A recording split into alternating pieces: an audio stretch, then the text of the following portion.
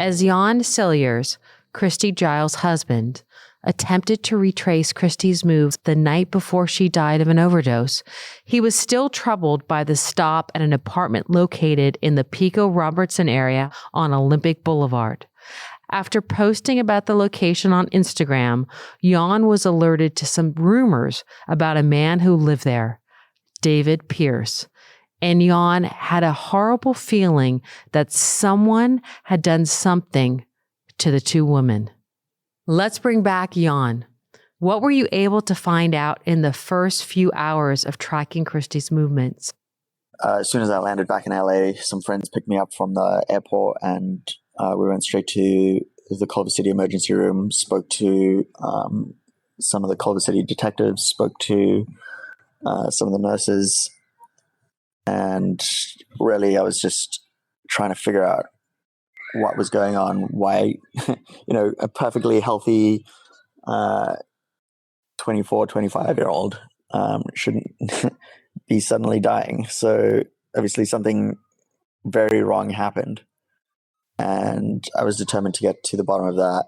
And on social media, I posted about the address that she had spent the night at, and most of the morning and the afternoon. And I reached out to my network of people and asked if anybody knows anybody that lives at this specific address. And very quickly, a lot of people replied that David Pearce lives there and that he is a pretty unsavory person from all reports. And I kind of passed this information on to the detectives. And that night, the detectives visited him, my understanding, and tried to search his property. And at first he told them no, and then he let them in. I guess, my understanding of what the events that took place is that he dropped off Christy first at the Culver City emergency room, and then 2 hours later he dropped off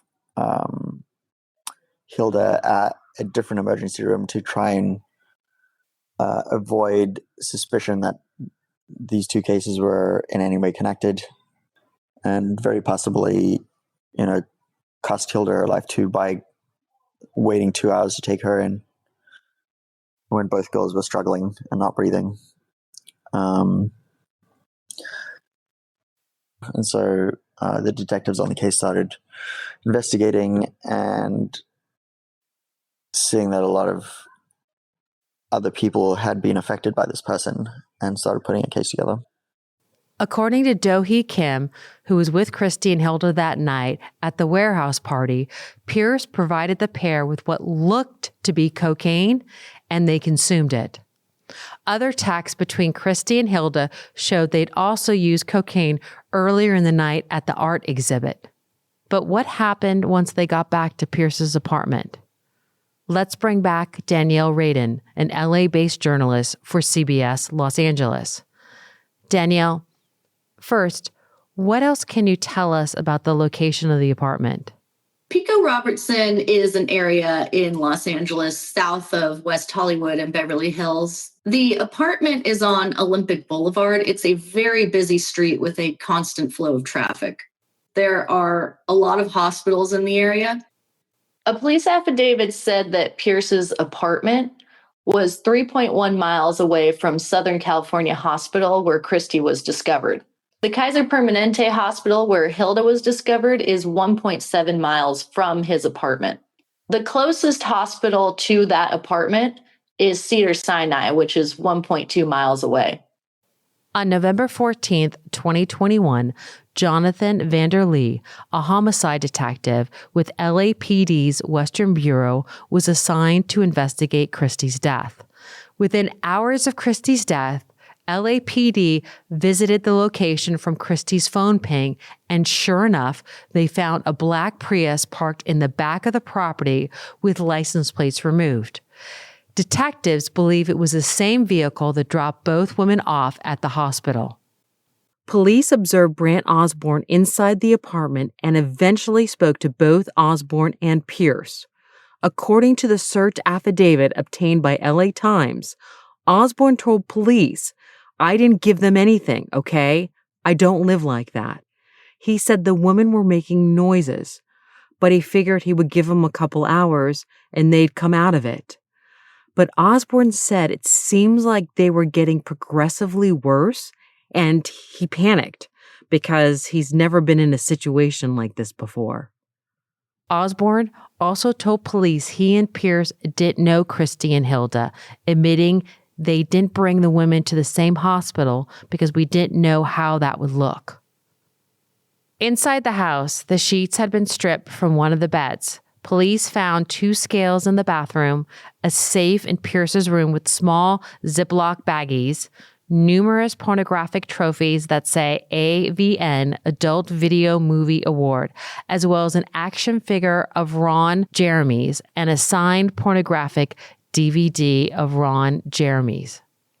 According to police, the Prius in the back had no plates, black rims, and matched the video of Culver City Hospital surveillance footage, as well as the photos the security guard took of the vehicle. There was also an Arizona license plate near the car and a box of money which Pearce claims to be $20,000 to $30,000. Danielle, what did the police find out from neighbors and other witnesses they spoke to? Before Jan even knows what happened to Christy exactly, he posts her last known location from the Find My iPhone app on Instagram, pleading with people, does anybody know who lives here on West Olympic Boulevard? He said people start immediately messaging him, saying the person who lives there is suspicious. They say he is an unsavory character. They say terrible things have been written about him online. Witnesses at the warehouse party say Pearce goes to the party with possibly an ounce of cocaine to give out. Around 4:21 in the morning, while they're still at the party, Christy and Hilda are texting, do you want coke? Let's do a line. According to a police affidavit, a witness observed Pearce provide what looked like cocaine to the 2 women who consumed it. Something happened to make Christy and Hilda not get into that Uber that they called.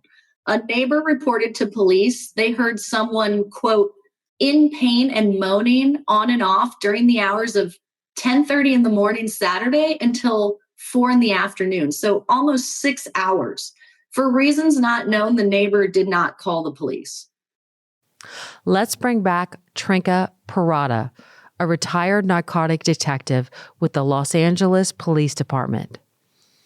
Trinka, what stands out to you as a detective when you hear that the neighbors heard screaming between 10:30 a.m. and 4 p.m.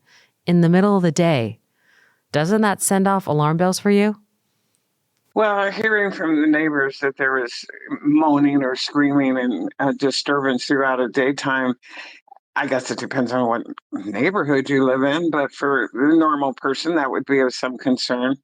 Right there, it reminds me of a case in Florida where it was a drug rape situation and they were being held captive and tortured. And the neighbor heard screams during the night and didn't tell anybody, didn't even tell her husband, who was a sound sleeper.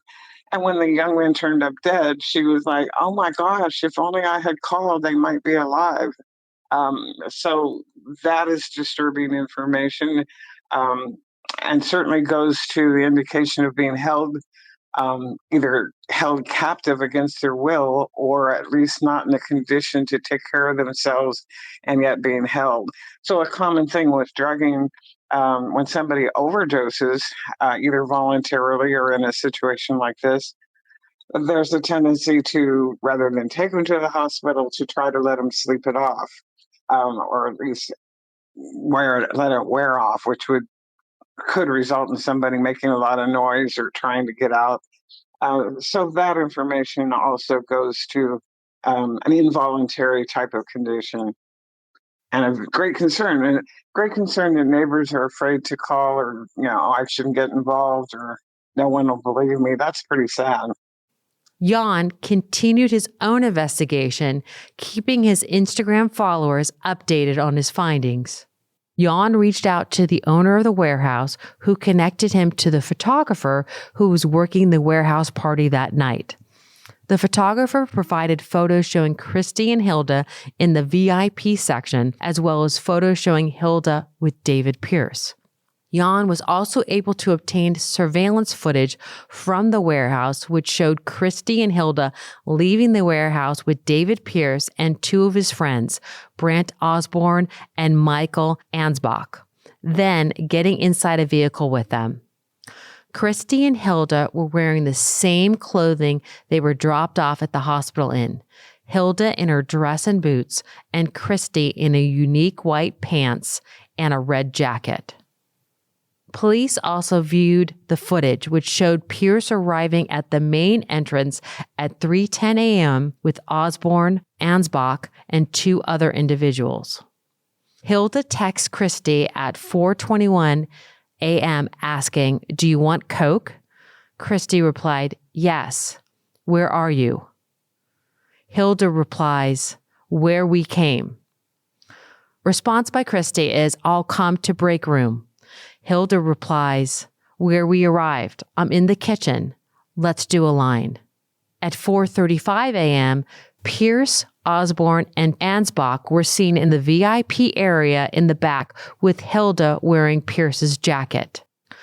At 4:46 a.m., surveillance video outside the warehouse shows the group exiting with Christy on the left, Ansbach in the middle, and Pearce on the right, leading Hilda behind him. Surveillance footage from across the street of Pearce's apartment show the group arrived around 5:11 a.m. in Brandt Osborne's gray Hyundai Elantra. Multiple people get out and walk towards 8641 West Olympic Boulevard. 19 minutes later, at 5:30 a.m., Christy texts Hilda with a wide eye emoji saying, "Let's go." Hilda replies, "I'll call an Uber, 10 minutes away." 13 minutes after that, a car pulls up, which police believe was an Uber. After waiting 5 minutes, it drives away without picking anyone up. At 11:17 that morning, Brandt Osborne gets into the Elantra and returns at 11:44. At 2:11 p.m., surveillance footage shows Pearce outside holding a dog, looking around.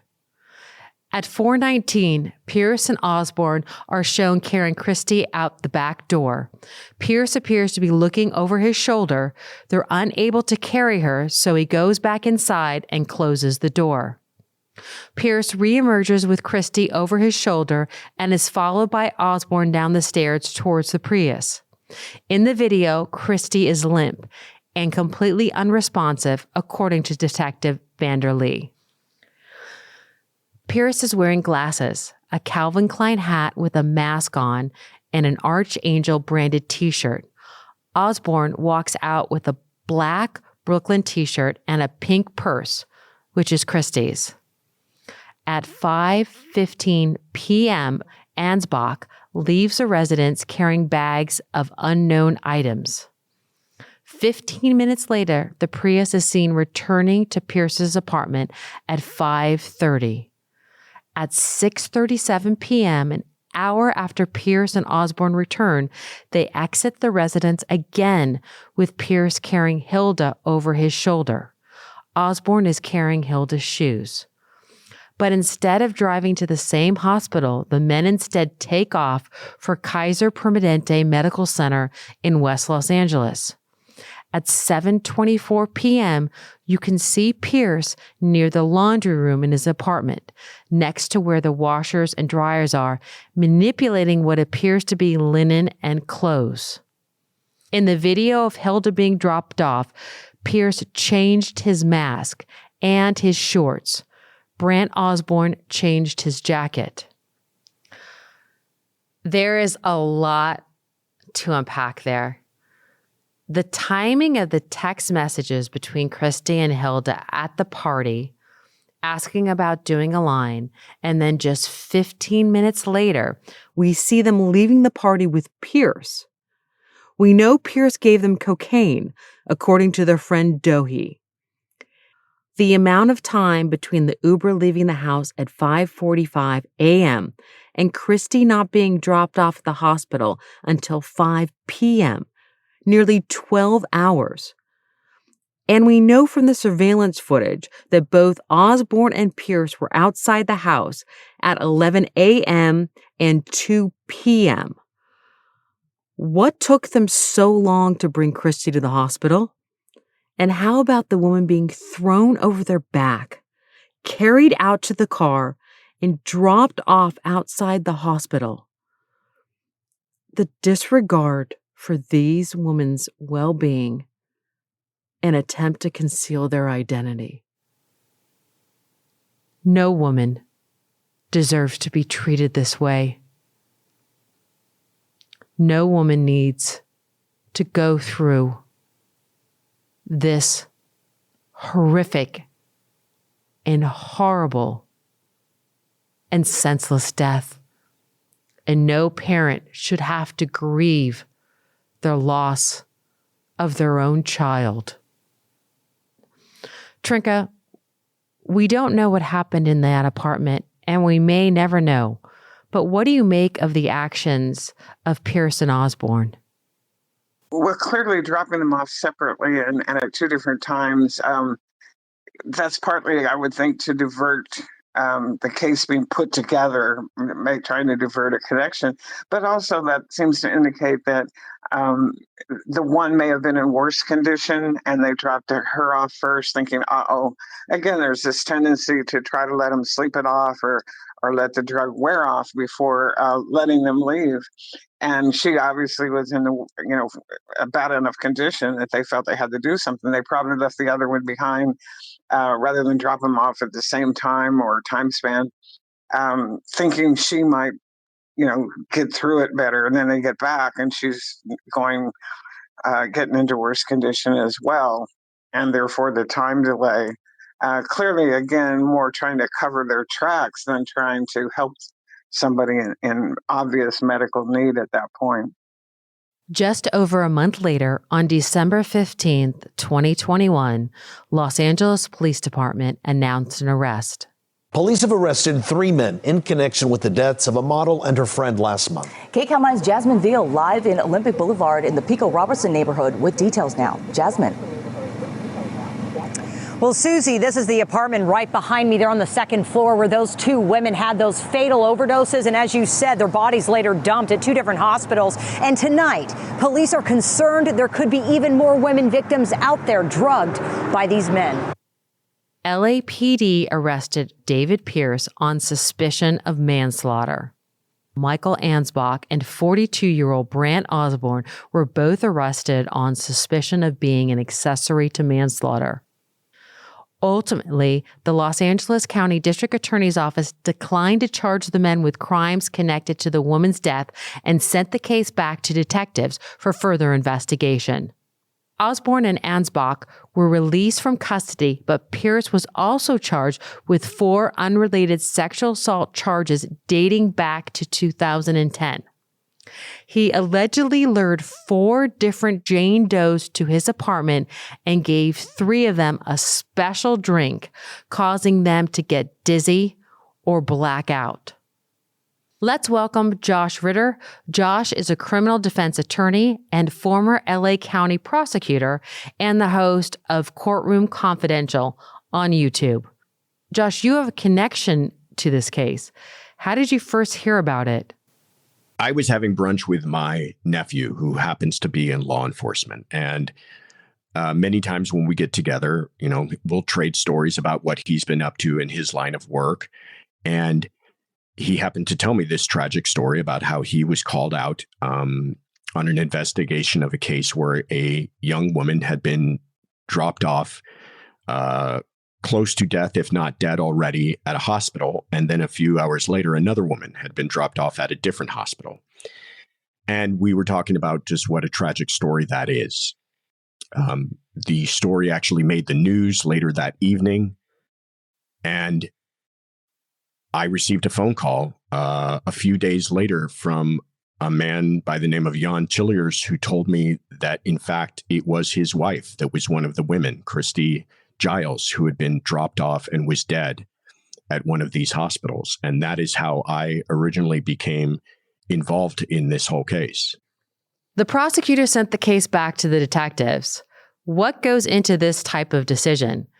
Did they send the case back to the detectives because the prosecutors didn't believe that there was sufficient evidence in order to prove their case?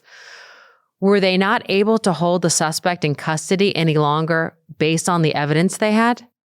It's not uncommon for prosecutors to ask detectives to do further follow-up investigation on a case before they feel comfortable filing it. Many times, prosecutors will get a case and they'll either accept it for filing or they will reject it for filing, feeling that it's either, doesn't qualify as a crime or, maybe they feel like a different agency should handle it.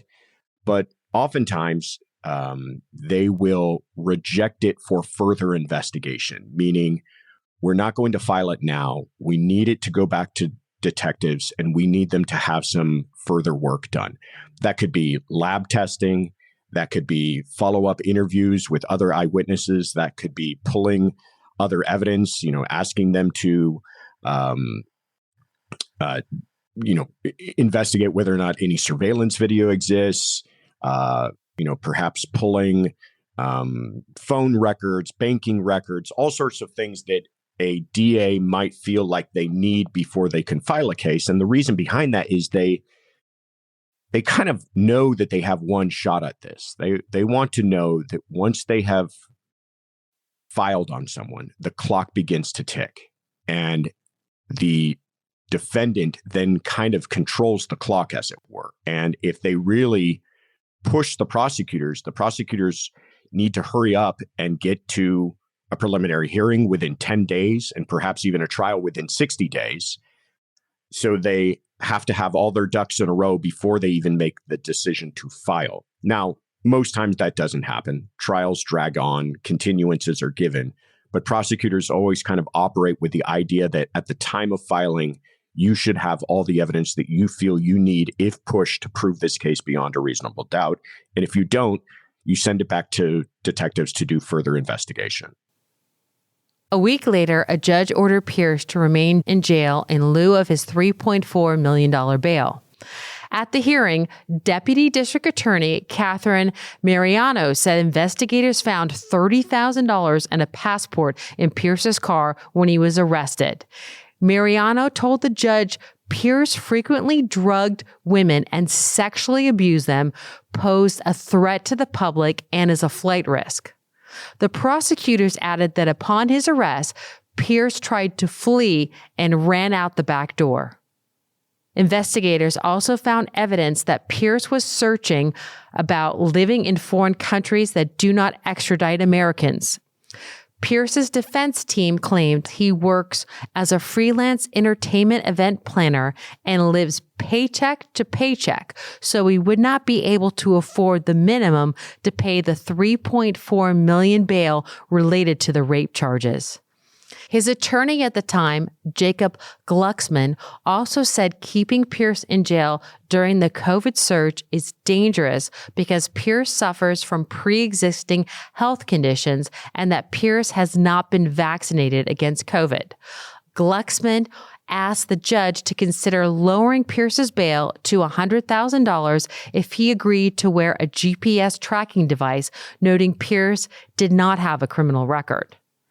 The defense attorney also explained the $30,000 found in Pearce's car was from winnings from a recent Vegas trip and that Pearce's vehicle did not have a license plate because he was involved in a car accident a few weeks before his arrest.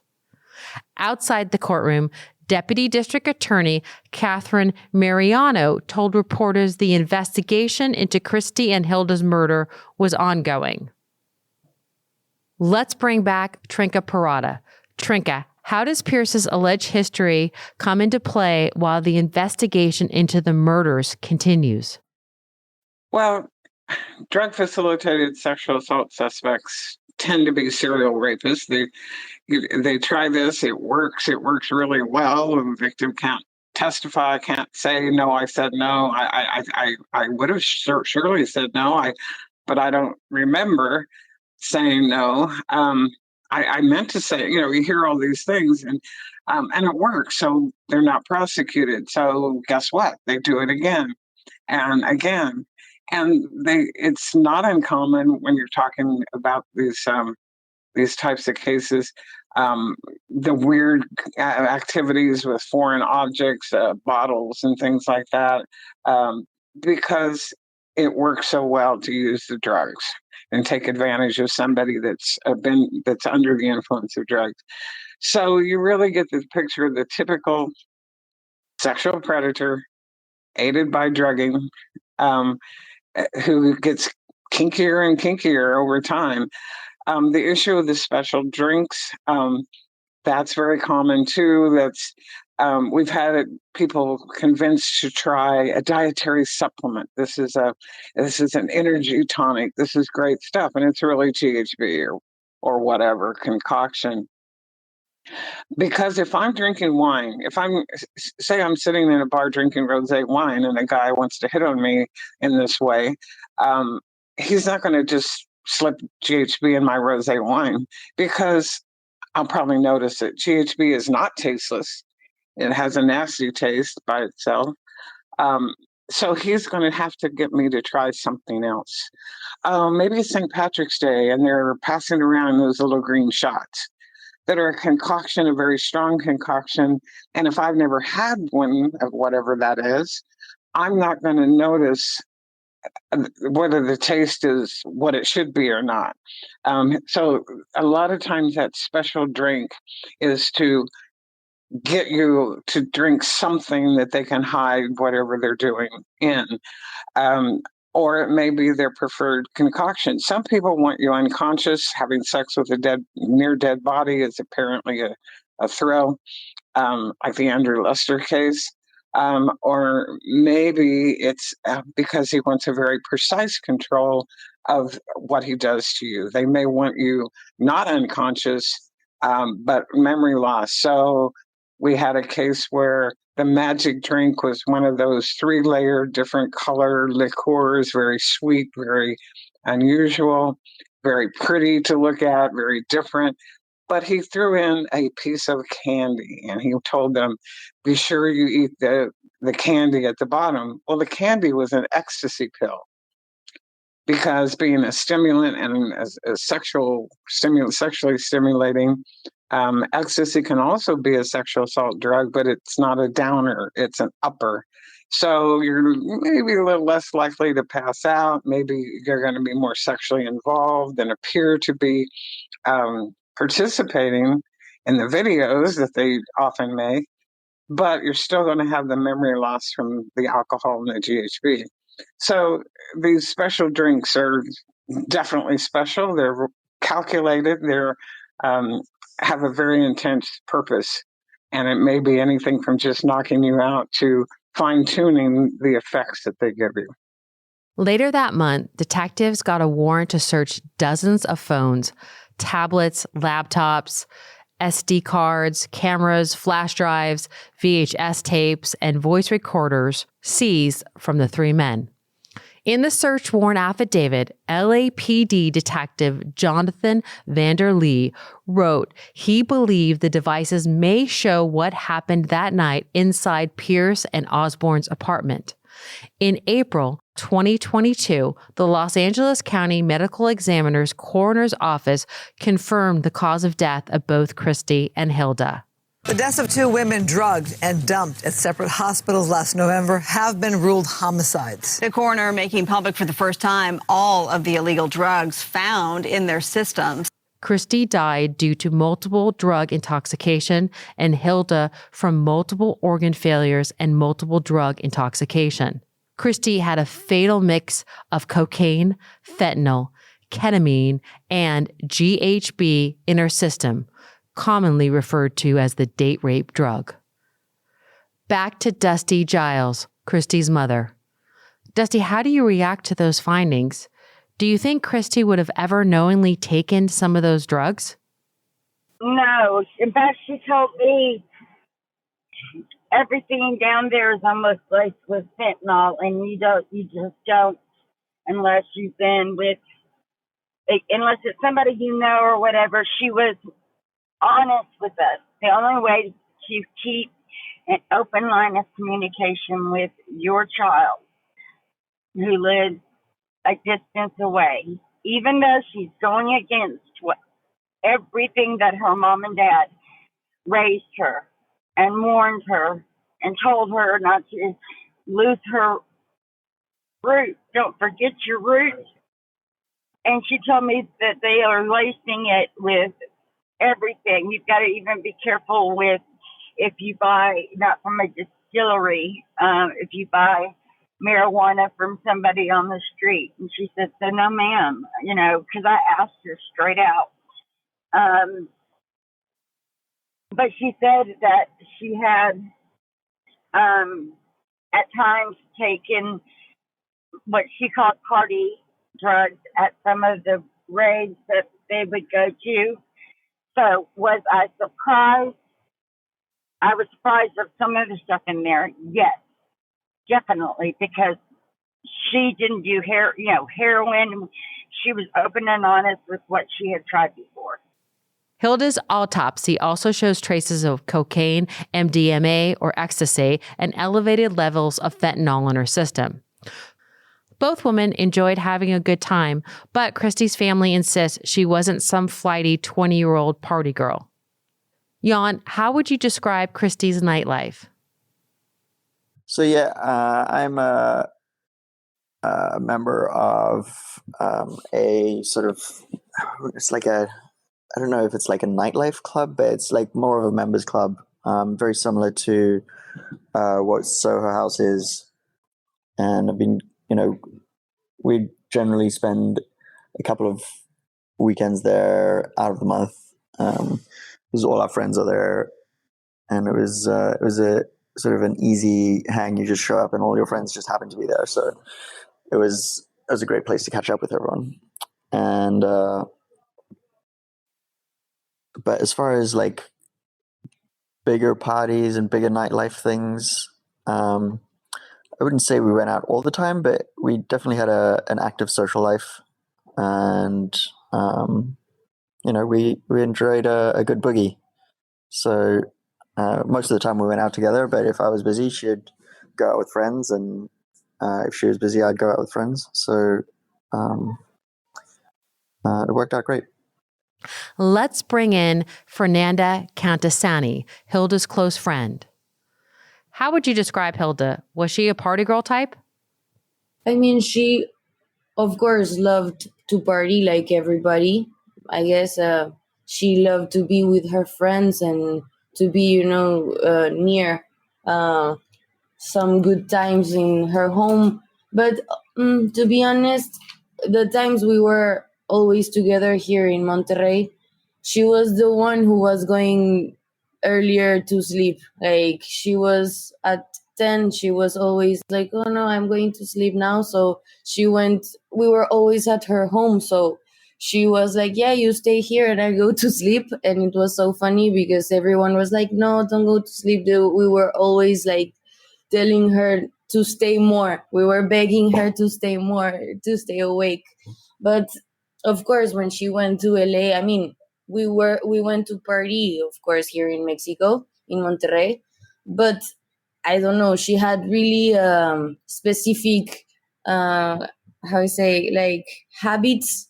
And she had a routine where she wake up really early, like at 6 a.m. She walked Tomas like for 1 hour, then she started to work. And then she went to the gym. So she had really, like, her routine was really, like squared routine. She always did like at the same hours every day, like walk the dog in the morning, then go to work, then go to the gym, then eat and sleep. That was like her routine. But of course, there were times we were going to party and she loved the party like everyone. But when she moved to LA, like every other person, I guess, she was partying too. And she was also like, she was new to the town. So of course she wanted to meet new people, meet new friends. So, I mean, I would not say she was like like always partying, but like everybody, we love to party. We like to be with friends. So I guess in LA, she was just trying to get to know people and try to make her own friend circle, like she did have here in Monterrey. I guess she was trying to do this. Let's bring back Hilda's sister, Fernanda. Did you notice she was partying more when she moved to LA? Yeah, I think it was just like maybe at the beginning she was a bit more, since, you know, all of the excitement, new things, of course, LA, everything, it's like, yeah, I don't know, like fancy, and it's very different. But that was it. I mean, she was really, really focused at work. I sometimes talked with her and she was like, sorry, I'm at work. Like, I will call you later, or I will send message later. I think she wasn't partying more than usual, same, like not more than any other young person would. I think for me, it's just, we already established that she wasn't a party girl type, but like these type of questions in general, and also seeing in the media, kind of, you know, make me mad, because then I think, like, even if they were, what would that, why would that make a difference? It was a life, both lives, and also, besides the fact of the drugs, which, yeah, we know, they were just like so many other overwhelming facts that happened that night. If they would have taken them to the hospital sooner, call 911, do something to help, things might have turned like way out differently. So I think, like, for us, there's absolutely no doubt, or the fact that they were drugs involved changed nothing. Yeah, for us. And I think in general, like to the whole case, right? And now to Hilda's mother, Dr. Arzola Plasencia. What did you think when you heard about her toxicology results? I was shocked because I never ever expected to hear that. And the night that everything came up, I spoke with a neurologist at the ICU unit, and he told me, we don't know what happened. We think that she has been drugged. There were some versions about the official version and about the hospital version, and they didn't match, and that gave us more, questions about what happened that night, or what happened, what did really happen that night. And when one of the doctors, Dr. Cass, I do remember that name because it's very hard, and the doctor told us you can say him, Dr. Cass. He showed me the MRI, and he explained me, these findings in the MRI, they are not consistent with the drugs. They are consistent with a lack of breathing, with hypoxia. So there were a lot of things that we have to manage. And there were, like a puzzle, there were missing pieces, but it was really shocking, was surprising. I didn't even know that kind of drugs, they could be able to be drink or to take it via oral via. And so I was very surprised. Let's dive deep into those results and bring in Dr. Jay Vargas, expert in toxicology and pharmacology, associate professor at California State University School of Criminal Justice and Criminalistics in Los Angeles. Dr. Vargas, can you first explain the process of a toxicology test? Sure. So there's multiple testing modalities in a toxicology laboratory. First thing that you'll do is a screening test.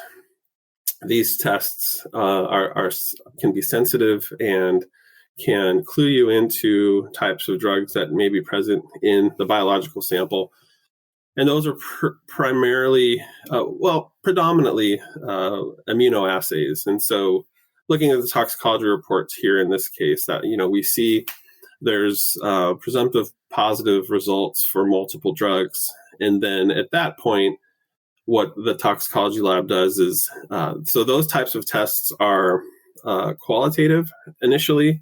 So it tells you that the drug's probably there, but they're not confirmatory or quantitative at that point. So then with, if there's, still suitable amount of sample, the lab will sort of decide on which drugs are a priority to analyze further, and then those will go into typically mass spectrometry techniques, so GCMS, LCMS. These are instruments in the lab that can confirm that drug is present, and then additional testings will quantitate or find out how much of that drug is in the system. And so those tests can take several days to maybe weeks. It just depends on the backlog or other things happening in the laboratory at the time. How would the cause of death be determined based on those findings? The way these types of cases work is basically if a body comes in to the medical examiners, there's going to be some type of autopsy, some type of examination of the body. The samples will be collected at that point and will be sent to toxicology laboratory. And basically the whole purpose of the medical examiner's office is for that doctor, that medical examiner, to determine the cause and manner of death, right? And they'll go through, he or she will go through that autopsy, that examination of the body, and look for anything that they can determine based on the anatomy, based on their examination of what has happened to that person and why that person is now dead. And what often happens is, and my sort of reading of the autopsy reports in this case is that the autopsy reports were pretty unremarkable. And when that happens, and meaning that there's not a lot of clues there of why that person is deceased, well, then it's up to the sort of toxicology department to see if there's anything there. And in this case, right, we do have positive toxicology results, multiple drugs on board in both decedents. And that information then will go back, of course, to the medical examiner, and then the medical examiner will review that and then maybe consult with the chief toxicologist of the lab, and then they'll write that into the cause and manner of death. Can you explain the dangers of people taking these drugs unknowingly and some of the dangers the drugs pose? Yeah. So looking at the toxicology results for both individuals, we do have more information for Giles' report. And in that report, when we go through it, you can see that, where our screening test here, we have, cocaine and cocaine metabolites, fentanyl, also positive for marijuana metabolites. And ketamine was also identified in the system as well. So yeah, those drugs and drug levels are, what the medical examiner and the toxicologist will be looking at. And my sort of lay of the land for this case is certainly the fentanyl is the big driver here. It's the concentration of fentanyl in this person's system that very likely contributed to the main cause of death. The other drugs here, again, are in lower levels. Certainly, when you start to combine various drugs together, you can have issues, certainly. But the sort of low levels of cocaine metabolite, low levels of marijuana, and the ketamine that was found also at lower levels as well in this case. So it does look like there was maybe multiple times in that period of the evening where the ingestion of drugs was possible. And the insidious thing about fentanyl in particular is that it does seem to be mixed into all sorts of drugs these days. Anything you can think of, it's unfortunately being sort of mixed in with all the recreational drugs of abuse, and certainly can find its way into other drugs as well. And so that's the big problem here, I think, is sort of unknowingly, ingesting fentanyl. Based on what was found in Christy's and Hilda's toxicology report, how easy would it be for a woman in her mid-20s to overdose on that type of mix of drugs? It doesn't. I mean, anyone with these levels would succumb. I would imagine.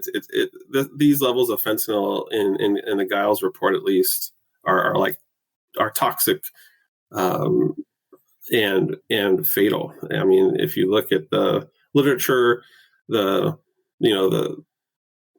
already starting at anywhere from 5 or 6 nanograms up to 30 nanograms, you would expect toxic levels. And, in this case, we have much greater than that. So, it's a lot of fentanyl. And I think that, it doesn't matter if it could have been a large man, it could be anyone with that amount, I think, of fentanyl in their system would be having a lot of trouble. Is it possible to determine when specific drugs were taken? So that's actually a really common question. Certainly, defense attorneys, prosecutors want that question answered. Unfortunately, it's not really possible to do that. You would have to know something about exactly how much of the dose was given and the sort of trying to do sort of like a back calculation, to some point in time previous based on a drug concentration like that is just something that's not really possible to do. There's only one drug we're allowed to do that in the law, and that's actually alcohol. So alcohol in living persons, there is some wiggle room there and allowances for sort of back calculations to sort of determine what the concentration was. And then when knowing that, you could get more of like a timeline of when the drug was there. Now, that's not to say there's not literature on, dosing paradigms but those are the literature that would, maybe try to help you with that would be, under controlled environments and knowing exactly how much drug was administered, et cetera. So in cases like this, it's really not,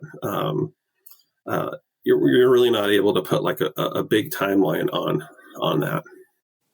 The investigation carried on, and 5 months later, in July of 2022, prosecutors filed new charges charging Pearce with the murder of Christy and Hilda.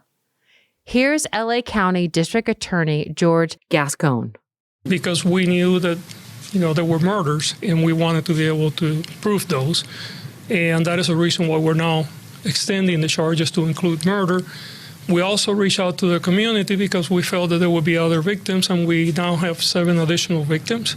Pearce was also charged with 7 counts of drugging and sexually assaulting, forcibly raping, and or sodomizing several women, and 2 counts of providing a controlled substance, fentanyl.